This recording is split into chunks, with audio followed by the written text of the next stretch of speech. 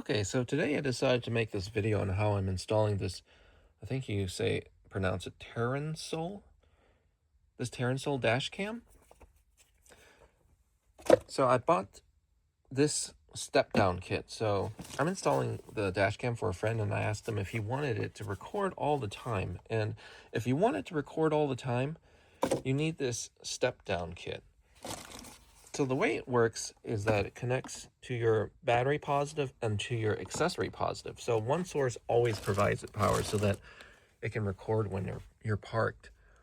And on this, you can actually set the voltage limit so that it won't drain your battery. So it actually has a display on it, and you can set it between 11.6 and 12.1 volts. It also comes with a bunch of these fuse adapter things. So basically, you find a circuit in your fuse panel, your fuse box, and find one that has power only when your car is on, and find one that always has power even when the car is off. So this is sort of like a piggyback. So you put your original car's fuse in that slot here, and then you plug this back into your fuse box, and then you can plug the dash cam connectors into the wire at the end. And it comes with 4 different kinds of fuses, so it should cover pretty much any kind of car out there. Now the dash cam itself comes with this power port adapter, or your cigarette lighter. I guess they don't really have cigarette lighters anymore, but it plugs into that 12-volt port, and then you can plug the other end, which is a USB-C connector, into your camera. So that's if you don't want to use the step-down box here. So if you want it to just record when you're driving, you can use the included cable. So I'm working on a 2019 Mazda CX-5. And I've found that the accessory power can be tapped from the mirror fuse. That's the second from the top. And then I tapped the constant battery power in the rear seat heater fuse. So you just pull the fuse out, plug in the stock fuse, and then plug it right back in. For those nervous about cutting wires, you don't have to cut any wires to install this. So the way I'm going to run the cable is through I pulled away this weather seal here, and then I'm going to run it right along this edge. And then I removed the pillar cover, the panel here. And the panel is super easy to come off. All you have to do is put your finger behind here. And if you can't get your finger in there, you could use a plastic knife or a pry tool, and you just pull. And then it comes off, and there's this tether here that keeps it from flying into your face if the curtain airbag comes down. And that goes into this oval hole here. As you can see, it's an oval shape. And all you have to do is just turn it 90 degrees, and it just comes right out of the hole. And then you can pull the rest of this off. It comes with this suction cup mount, and it also comes with a double-sided adhesive. So here's the double-sided adhesive, and it also comes with this anti-static sticker.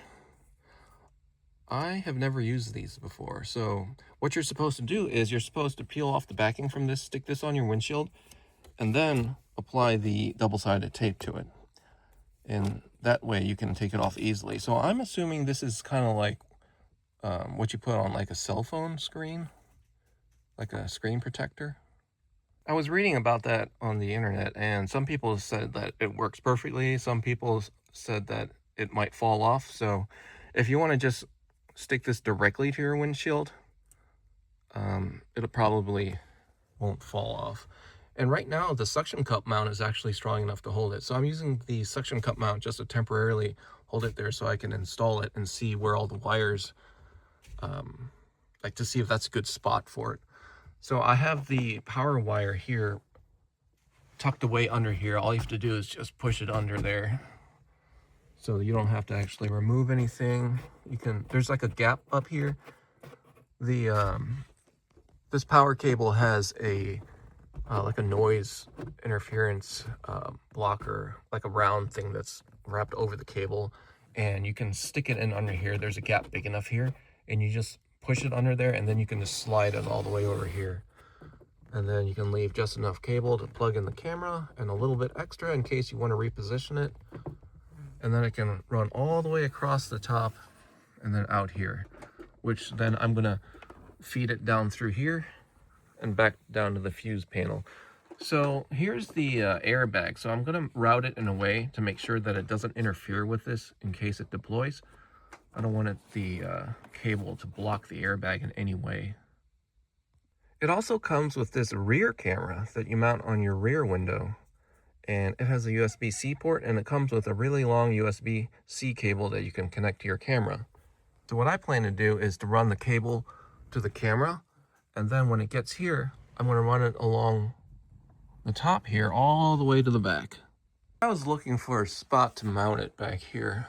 I was thinking about if I mount it on here, it's going to have all this wire that's going to be like flapping around here.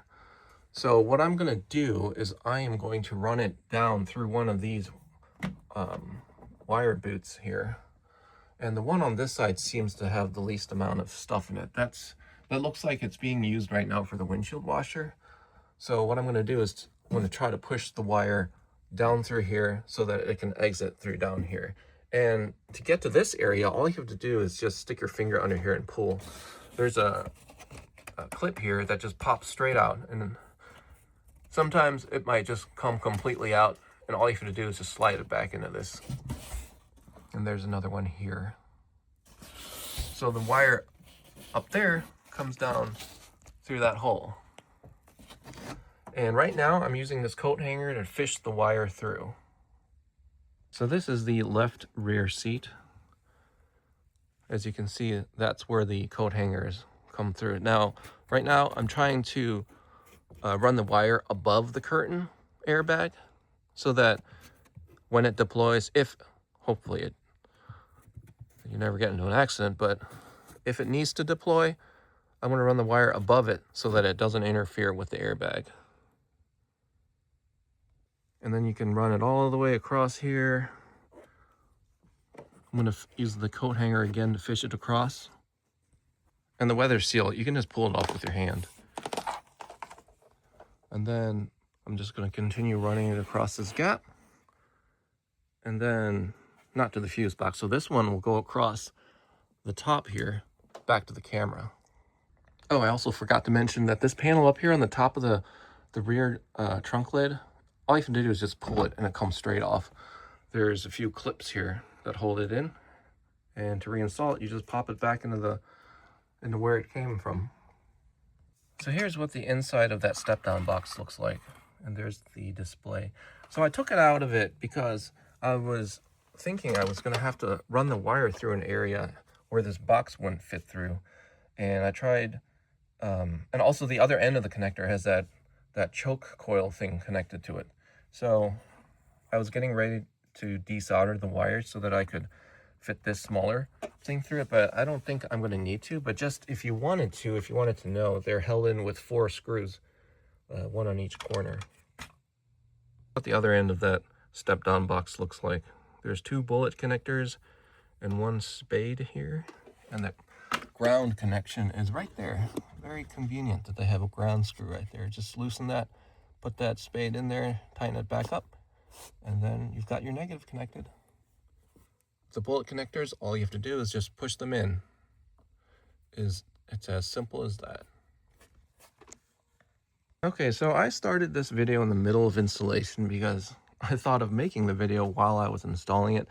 So right now I am at the step of fishing the wire through the rear panel here, the rear left. And to get this off, all you have to do is just pull and it comes right off.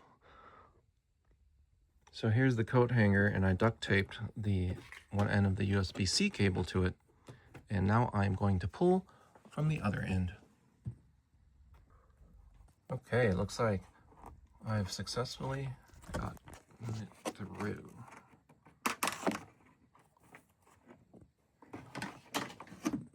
Okay, I successfully fished the coat hanger through the boot.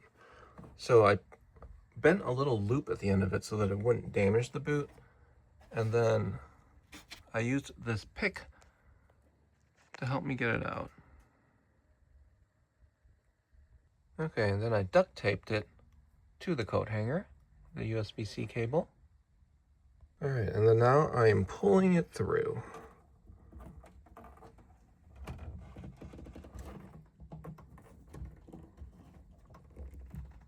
All right, I found that if you push in from the bottom while you're pulling from the top, it makes it a lot easier. And make sure you put plenty of duct tape there, because if this gets disconnected, then you'll have to start all over again. Because fishing that coat hanger through here was kind of difficult, but it's doable. And here's what that loop on the end of the coat hanger looks like. So I'm planning to leave just enough wire here to position it a little bit over here or over. And now I'm just going to take up some of that slack. Okay, now that we're done with this rear area, all you have to do is just push this pin back into the hole. There's, depending on how many you remove, there's 3 of them. One on each side and one in the middle.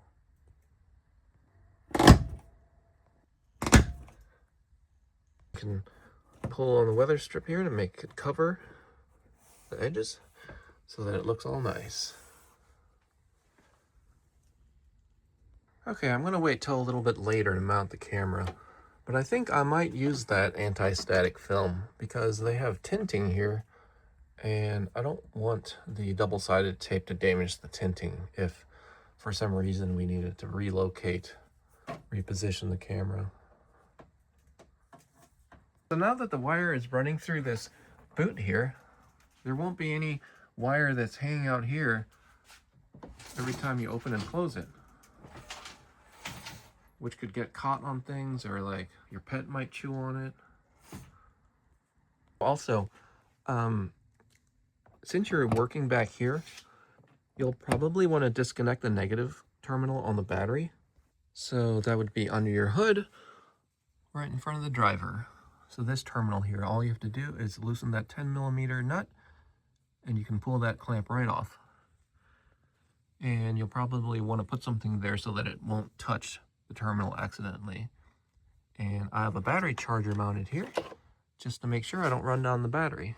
Well, since it's disconnected, I won't run it down, but earlier I had all the doors open and the lights were draining it, so I wanted to make sure that I didn't take it down too low. And the reason you want to disconnect the battery terminal is just in case it affects the airbags, so you don't want those to go off while you're working on it. And the airbag that's close to where we're working with here today is right here behind this panel. So since I'm working on this side, I just disconnected the negative terminal of the battery just to be safe. So it'll take a bit of patience to fish the hanger up behind the air curtain, the airbag. But once you get it through, you can gently push the wire here and pull on the hanger, and then you can fish it behind the airbag so that it doesn't interfere with its deployment. Okay, now that I've got the wire to this point, I'm going to use the hanger and fish it through this area here.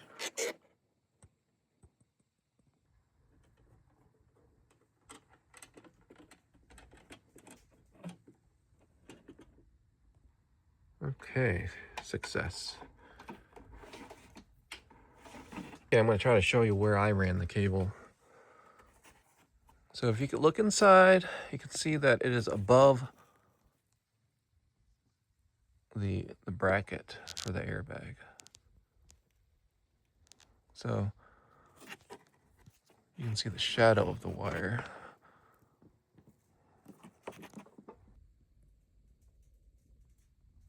So yeah, it was a little difficult focusing on the wire.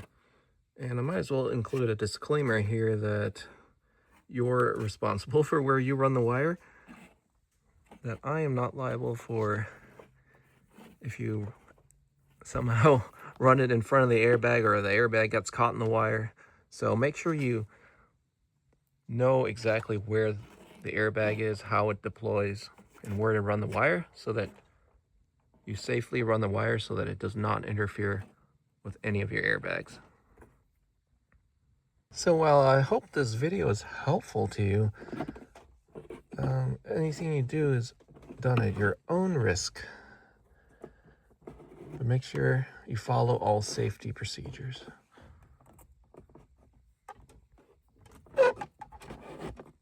Yeah, I'm trying to put the rear panel here back in. Looks like there's a clip up there that has to go into that rectangular opening. So it's not as simple as just pushing it back on. So what I'm going to do is try to pull this out a little bit more so I can push the top down so that that clip could go in the hole. Okay, it looks like I'm going to have to pull off the whole panel in order to slide that in. And to do that, I need to lower the seat. But right now there's a car seat in the way, so I'm just going to deal with this later. For this part, you can just push it back on. Okay, the next step I'm going to take is I'm going to take that rear camera cable and tuck it under the same area that the power wire is tucked under. So I'm going to leave just about the same amount extended here so that I can reach the dash cam. And then I'm going to tuck it under here, all the way here. And then I'm going to figure out what to do with all this excess cable. So with the tether here, it looks like that if the airbag deploys, it deploys under the tether. So what I might do is I'm just going to tuck the extra wire behind this area here so that it doesn't interfere with the airbag. Okay, so after tucking it under that area, I have this much cable left. So I'm going to use some wire ties and make it neat. And I'll just tuck it in behind that. Okay, I think I'm going to just leave it like that, and I will hide this in this area. And if you can see the bundle of wires, it is down there. The airbag ends right here, so it's nowhere in its way. So with the power wire, I'm also going to run it along that same path that this wire is taking. So I want it above this area so that it's above the tether. The tether is right here. So I'm going to run it above the tether so that it's out of the way of the airbag. Well, since I have this off, I might as well pull it off completely. This way you can see it better. So I'm going to attach the wires to that bundle of wires up there. And then I can run the box down through this opening here. There's actually a ton of space back here, so I'm just going to shove this behind that. And upon further inspection, it looks like there's a huge space behind that area. So that's behind where the handle bolts. So that would be right in this area. So I am just going to shove it up there where it is completely out of the way of the airbag. Okay, the whole bundle is shoved in there right now. So plenty of space up there. So now I don't have a mess of wires back here. I can just run this single power cable down here,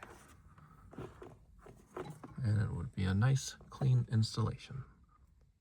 Okay, I've got it zip tied here and here, and I'm just gonna put the cable back here.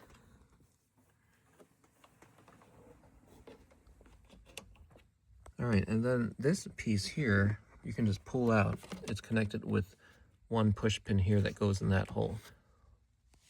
It's like I didn't need to remove the box because I can just put the box back here. So I'm gonna put this back on using the 4 screws.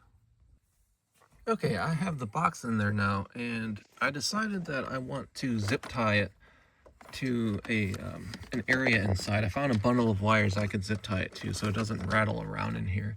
So to further remove this panel, all you have to do is unscrew this thing. It's basically a plastic nut. that covers this screw back here.